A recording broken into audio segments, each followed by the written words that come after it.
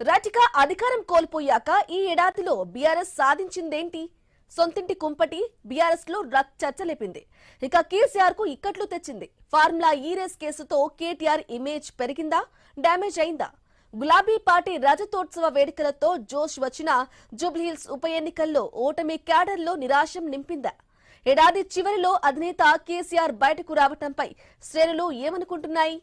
మొత్తంగా 2025 ప్రధాన ప్రతిపక్షం బీఆర్ఎస్ కు ఎలా గడిచింది? 2025లో బీఆర్ఎస్ కు కలిసి వచ్చిన అంశాలేంటి? ఇయర్ ఎండింగ్ లో రివైండ్ లో చూద్దాం.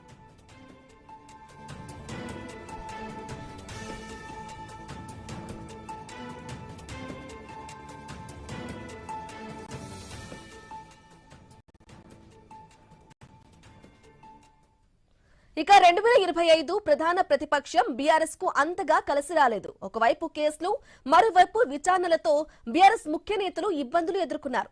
ఫార్ములా ఈ కార్ రేస్ కేసులో భాగంగా బీఆర్ఎస్ వర్కింగ్ ప్రెసిడెంట్ కేటీఆర్ ఈ ఏడాది జనవరి 9న ఏసీబీ విచారణకు హాజరయ్యారు. ఈ కేసులో కేటీఆర్ A1, జనవరి 16న ఇదే కేసులో ఈడీ విచారణకు సైతం హాజరయ్యారు కేటీఆర్.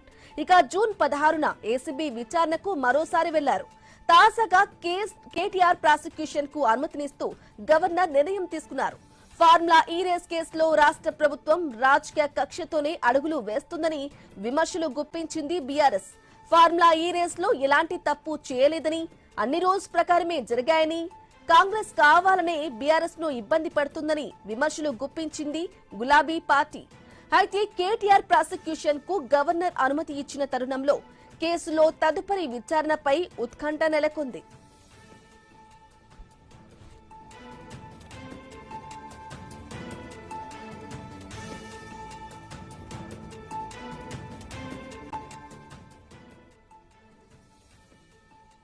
ఇక ఏడాది ప్రారంభంలో ఫిబ్రవరి 19న తెలంగాణ భవన్ లో బీఆర్ఎస్ విస్తృత స్థాయి సమావేశం జరిగింది.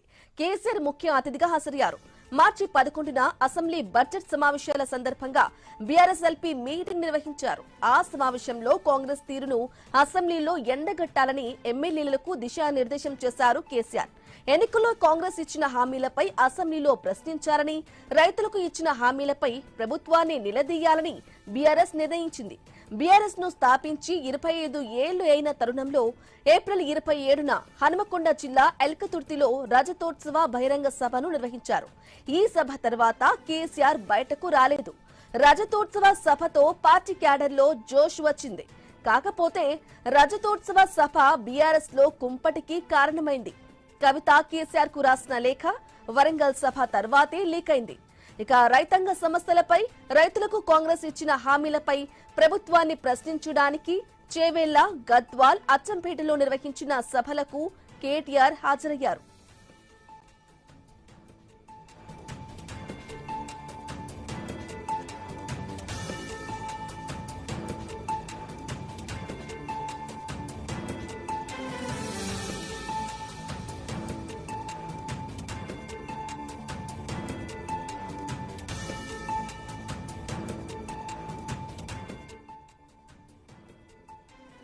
అలాగే కాళేశ్వరం ప్రాజెక్టు నిర్మాణంలో కాంగ్రెస్ ప్రభుత్వం జస్టిస్ పీసీ ఘోష్ కమిషన్ ను నియమించింది. కమిషన్ విచారణకు బీఆర్ఎస్ అధినేత మాజీ సీఎం కేసీఆర్ జూన్ 11న హాజరయ్యారు. మాజీ మంత్రి హరీష్ రావు జూన్ 9న విచారణకు వెళ్లారు. కాళేశ్వరం ప్రాజెక్టు నిర్మాణం అంశాన్ని సీబీఐకు అప్పగిస్తున్నట్లు సీఎం రేవంత్ రెడ్డి అసెంబ్లీలో ప్రకటించారు. కక్ష సాధింపులో భాగంగా కాంగ్రెస్ విచారణ కమిటీ వేసిందని, కాళేశ్వరం ద్వారా లక్షల ఎకరాలకు సాగునీరు, తాగునీరు అందించిన విషయం రాష్ట్ర ప్రజలకు తెలుసని బీఆర్ఎస్ పదే పదే చెబుతూ వచ్చింది. ఇక ఫిబ్రవరి 22న ఎస్ఎల్బీసీ టన్నెల్ ప్రమాదం జరిగింది. 8 మంది చనిపోయారు. 2 మృతదేహాలని వెలికితీశారు. ఎస్ఎల్బీసీ ప్రమాదం కాంగ్రెస్ నిర్లక్ష్యమని, కాంగ్రెస్ ప్రభుత్వంపై విమర్శలు గుప్పించింది బీఆర్ఎస్. ఇక అవగాహన లేకుండా ఎస్ఎల్బీసీ పనులు చేపట్టారని విమర్శలు గుప్పించింది.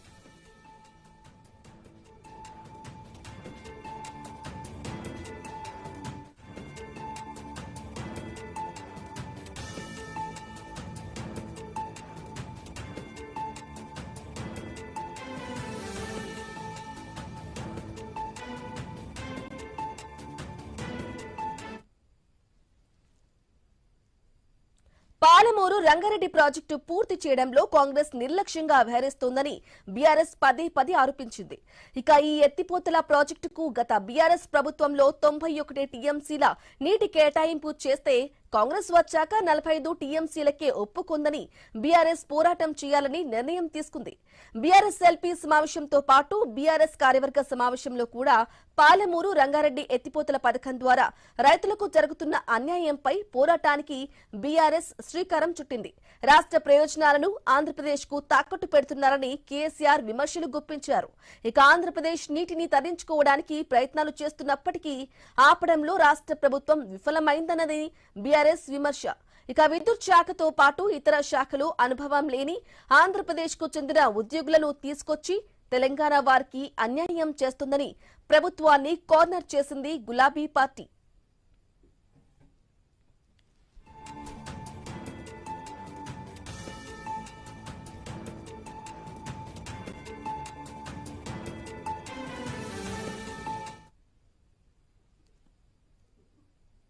ఇక పార్టీ మారిన 10 మంది ఎమ్మెల్యేలపై అనర్హత వేటు వేయాలని బీఆర్ఎస్ సుప్రీంకోర్టును ఆశ్రయించింది. 3 నెలల్లో 10 మంది ఎమ్మెల్యేలపై చర్యలు తీసుకోవాలని అసెంబ్లీ స్పీకర్ కు సుప్రీంకోర్టు గడువు పెట్టింది. ఇక సుప్రీంకోర్టు గడువు దాటినా చర్యలు తీసుకోలేదని స్పీకర్ పై కోర్టు ధిక్కార పిటిషన్ దాఖలు చేశారు. దీంతో 4 వారాల్లో ఎలాంటి చర్యలు తీసుకున్నారో చెప్పాలని ఆగ్రహం వ్యక్తం చేసింది ధర్మాసనం. పార్టీ మారిన ఎమ్మెల్యేల నియోజకవర్గాల్లో బీఆర్ఎస్ ఫోకస్ పెట్టింది. షేలింగంపల్లిలో కేటీఆర్ ఆధ్వర్యంలో సభ ఏర్పాటు చేసి క్యాడర్ అండగా ఉంటామన్న సంకేతాలిచ్చారు. ఇదే విధంగా గద్వాలలో బహిరంగ సభ నిర్వహించారు కేటీఆర్. రైతులు యూరియా కొరతతో ఇబ్బందులు పడుతుంటే రాష్ట్ర ప్రభుత్వం కనీసం పట్టించుకోవటం లేదని బీఆర్ఎస్ శాసనసభను వాకౌట్ చేసింది. వ్యవసాయ శాఖ కమిషనర్ ఆఫీస్ కు ఎమ్మెల్యేలు పాదయాత్రగా వెళ్లి వినతి పత్రం ఇచ్చారు. అక్కడే నిరసన తెలిపే సందర్భంలో బీఆర్ఎస్ ఎమ్మెల్యేలను పోలీసులు అరెస్టు చేసి తెలంగాణ భవన్ కి తరలించే సమయంలో సచివాలయాన్ని ముట్టడించారు. ఇక హైదరాబాద్ లో హైడ్రా పేరుతో పేదల ఇల్లు కూలుస్తున్నారని బీఆర్ఎస్ బస్తీ బాట పట్టింది. సున్నం చెరువు కబ్జా చేస్తుంటే హైడ్రా ఎందుకు పట్టించుకోలేదని ప్రశ్నించారు. బాధితుల ఇళ్లలోనే దీపావళి జరుపుకుని నిరసన తెలిపారు.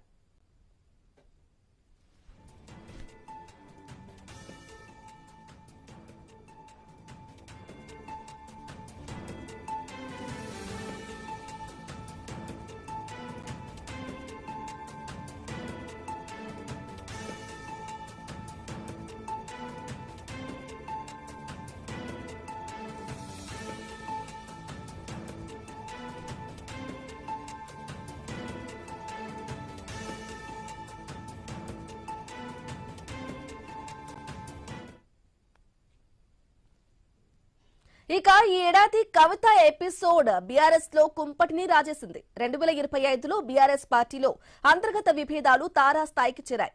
గులాబీ పార్టీలో జరుగుతున్న పరిణామాలపై కవిత బహిరంగంగానే ప్రకటనలు చేశారు. తన తండ్రి కేసీఆర్ దేవుడని, కేసీఆర్ చుట్టూ దయ్యాలు ఉన్నాయని కవిత అన్నారు. బీఆర్ఎస్ ను బీజేపీలో విలీనం చేసే ప్రయత్నం జరిగిందని కవిత ప్రస్తావించారు. ఈ పరిణామాల మధ్య సెప్టెంబర్ 2న బీఆర్ఎస్ నుంచి కవితను సస్పెండ్ చేశారు. ఆ తర్వాత పార్టీ సభ్యత్వానికి, ఎమ్మెల్సీ పదవికి కవిత రాజీనామా చేశారు. తెలంగాణ జాగృతి తరపున రాష్ట్ర వ్యాప్తంగా పర్యటన చేస్తున్నారు. జనం బాటా పేరుతో చేస్తున్న పర్యటనల్లో లోకల్ సమస్యలతో పాటు బీఆర్ఎస్ నేతలను కవిత టార్గెట్ చేస్తూ వస్తున్నారు. బీఆర్ఎస్ నేతలు కూడా అదేవిధంగా కవితకు కౌంటర్ ఇస్తున్నారు.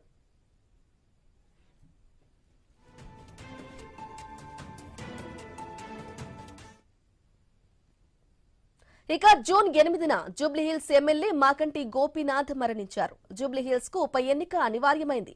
అందరికంటే ముందుగానే సెప్టెంబర్ 26న మాకంటి గోపీనాథ్ సతీమణి సునీతను అభ్యర్థిగా ప్రకటించింది బీఆర్ఎస్. నవంబర్ 11న ఉప ఎన్నికల పోలింగ్ జరిగింది. 14న ఫలితాలు వచ్చాయి. సానుభూతి, ప్రభుత్వ వ్యతిరేకతతో గెలుస్తామని భావించిన బీఆర్ఎస్ ఓడిపోయింది. 2025లో పార్టీ సంస్థాగత నిర్మాణంపై దృష్టి పెడతామని కేటీఆర్ చెప్పినా సాధ్యం కాలేదు. హిల్ట్ పాలసీపై ప్రభుత్వం తీసుకున్న నిర్ణయాన్ని బీఆర్ఎస్ తప్పుపడుతోంది. రేవంత్ ప్రభుత్వం 5 లక్షల కోట్ల అవినీతికి తెరతీసిందని ఆరోపిస్తూ ముఖ్య నేతలు ఫ్యాక్ట్ కమిటీని వేసి పారిశ్రామిక వాడల్లో పర్యటనలు చేశారు.